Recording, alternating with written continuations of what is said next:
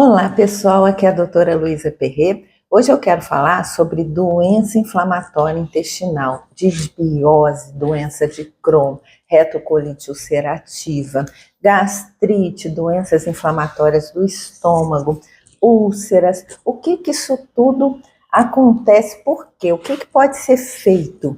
Então é muito importante a gente entender que o nosso intestino é uma das bases da nossa saúde. Tudo se regula através dele.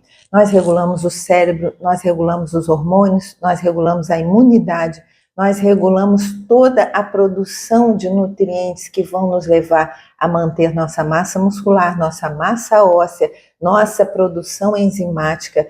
Tudo depende de um intestino. Por isso que não é à toa que se chama o intestino de nosso segundo cérebro. Eu já considero até o nosso primeiro cérebro. Ele é a base da nossa estrutura imunológica. Então, ele precisa ser tratado na nossa saúde como a primeira coisa a estar em ordem. Então, vamos começar a pensar. Será que você tem gases? Será que você tem azia, refluxo, dor de estômago? Você fica com o intestino muitas vezes muito preso, ou mais solto, ou alterna, tem muco nas fezes, tem aquela barriga que fica distendida no final do dia, que você começa o dia com a barriga murchinha, no fim do dia tá aquele barrigão. Tem certas coisas que você come que às vezes deixam você empanzinado, com a barriga distendida. Então comece a pensar que se você tem esse tipo de sintoma, desde esses sintomas mais leves até doenças graves, como doença de Crohn, como as doenças alérgicas alimentares, como a doença celíaca, como a retocolite ulcerativa, que às vezes precisam até cirurgias, precisa uso de medicação pesada, cortisona, intervenções cirúrgicas, tirar uma parte do intestino. Aonde que isso tudo começa e o que pode ser feito para tratar quem já está em estágios mais avançados e cuidar para que não se chegue em estágios assim. Então é pensar primeiramente na base da alimentação. Nosso intestino, ele tem trilhões de bactérias que são, na maioria, saudáveis, que nos ajudam a produzir substâncias ligadas à imunidade, a absorver nutrientes, a fabricar hormônios, a fabricar os precursores dos neurotransmissores, e muitas vezes com uma alimentação errada, também com o estresse, nós começamos a inverter essa flora que a gente chama, da que é saudável para que já é prejudicial. Começam a crescer bactérias que já não são tão boas, fungos dentro do intestino, e competir com essas bactérias que são as positivas, as que a gente chama simbiontes, aquelas que vivem conosco ali dentro, mas não nos fazem mal.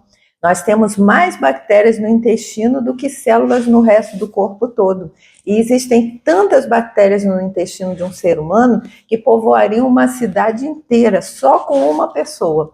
A questão é pensar assim: quanto dessas bactérias são saudáveis, que é o estado equilibrado, e quantas são nocivas? Existem algumas delas que são altamente produtoras de substâncias carcinogênicas que produzem câncer.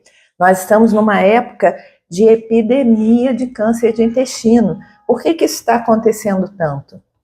Por conta desse crescimento anormal que vai desequilibrando a parede do intestino.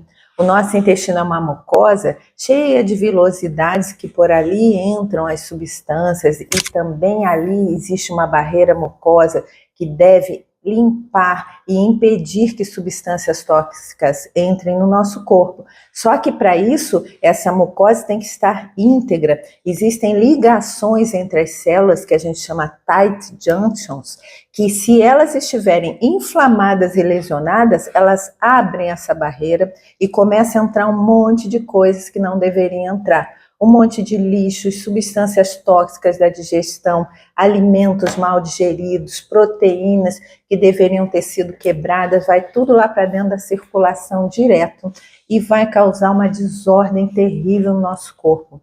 Vai parar no fígado, vão atrapalhar o funcionamento de destoxificação do corpo, vão inflamar o corpo inteiro, vão muitas vezes mexer na regulação do cérebro e da imunidade, contribuindo para formar substâncias anticorpos autoimunes que podem muitas vezes criar doenças autoimunes. Então, por exemplo, o lúpus, a tireoidite de Hashimoto, a doença de Crohn, a doença retocolite, muitas de doenças de pele, psoríase, na maioria das vezes estão ligadas a essa barreira intestinal que não está equilibrada.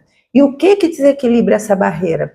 Essa alimentação, na maioria das vezes muito inflamatória, que o ser humano ocidental e nessa cultura nossa alimentar muito empobrecida acaba tendo. Então, se a pessoa usa alimentos refinados em grande quantidade, os brancos, né, arroz branco, açúcar branco, farinha branca, e numa proporção muito exagerada, o glúten em excesso, não quer dizer que não posso comer nada de glúten, mas ele em excesso começa a irritar a parede do estômago, do intestino, laticínios, açúcar, álcool, que é uma das substâncias mais tóxicas, mais inflamatórias e agressivas, e nós temos uma cultura que permite incentivo ao uso do álcool, muitas vezes em doses totalmente acima do que o corpo tolera, que hoje já se sabe que não existe dose inofensiva de álcool.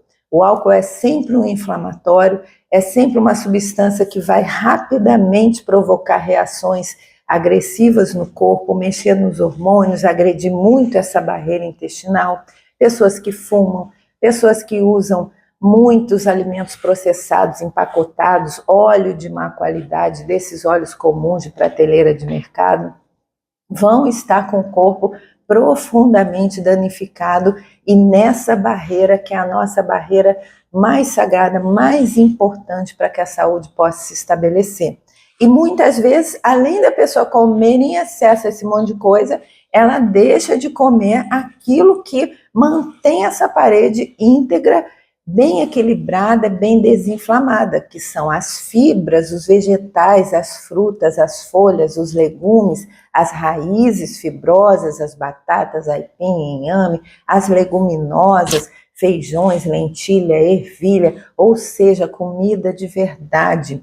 As pessoas comem isso cada vez menos. E uma coisa que eu vejo acontecer com o passar da idade é que a maioria vai aumentando o que é inflamatório e diminuindo o que é saudável. E o equilíbrio alimentar, ele está nessa proporção. Não quer dizer que você nunca vai comer um doce, que você nunca vai tomar uma tacinha de nada, ou que você nunca vai comer um pão. Mas você não pode que essa proporção seja prejudicial a você. Quando a gente quer equilibrar uma alimentação e cuidar dessa barreira intestinal que está em desequilíbrio em 99% das pessoas. Olha, a coisa mais rara é eu achar alguém com um intestino e um estômago saudáveis quando começam o atendimento. A maioria vem com questões desse tipo e que até já banalizou, já acha que faz parte de ser assim mesmo. Então comece a prestar atenção nisso. Precisa retirar boa parte do que é ruim e aumentar, colocar muito do que é bom para que as funções comecem a se equilibrar. Esse é o primeiro trabalho na direção da saúde. Pesquisar quais são os alimentos que você se dá, quais os que provocam mal-estar em você, às vezes coisas que parecem saudáveis para você não dão bem. Você pode precisar fazer um teste alimentar para entender os alimentos que são bons para o seu organismo e ir retirando aquilo que faz mal. E também, da parte médica, existem medicamentos que podem auxiliar nisso, repor uma boa flora, dar enzimas na proporção adequada para cada situação, retirar aqueles medicamentos de uso crônico que não deveriam ficar sendo usados o tempo todo para gastrite, para colite, que são para ser usados em situações agudas e depois serem retirados e que só vão atrapalhar a saúde da pessoa porque tem inúmeros efeitos colaterais e muitas vezes vão permitir cada vez mais o crescimento dessa flora inadequada, desses fungos, dessas bactérias que não deviam e a situação só vai piorando cada vez mais. Então vamos sempre pensar que nós precisamos agir na reversão daquilo que causa a doença e não só entrar com medicação que muitas vezes vai aliviar no primeiro momento e prejudiciar no outro.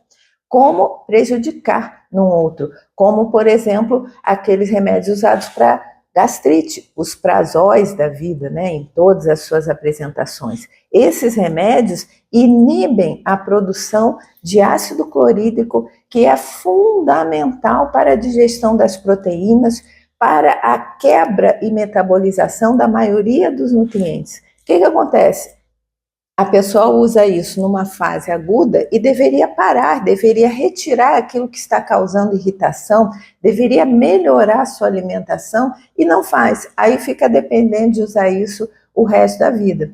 Vai ter um alívio no primeiro momento, mas vai ter um grande prejuízo à sua digestão ou o resto da vida, vai ter uma atrofia da mucosa, vai favorecer o crescimento de tumores, de pólipos, de uma série de desordens, divertículos, crises inflamatórias dentro do intestino, diverticulite, que é uma expressão aguda da inflamação.